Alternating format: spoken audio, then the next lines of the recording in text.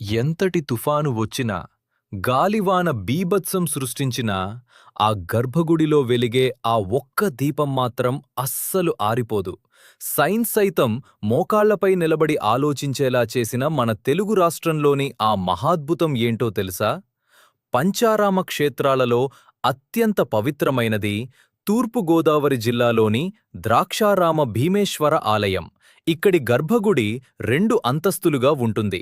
ఎప్పుడూ కాంతికి దూరంగా ఉండే ఆ చీకటి గర్భగుడిలో స్వామివారి చెంత ఒక అఖండ దీపం నిరంతరం వెలుగుతూనే ఉంటుంది. ఆశ్చర్యం ఏంటంటే అక్కడ గాలివేగం ఎంత ఉన్నా ఆ దీపపు జ్యోతి కదలకుండా స్థిరంగా వెలుగుతుంది. దీని వెనుక ఉన్న రహస్యమేంటి? పురాణాల ప్రకారం తారకాసురుణ్ణి సంహరించిన తర్వాత ఆయన గొంతులోని అమృతలింగం 5 ముక్కలుగా విరిగిపడింది. అందులో ఒక పెద్ద భాగమే ఈ ద్రాక్షారామం.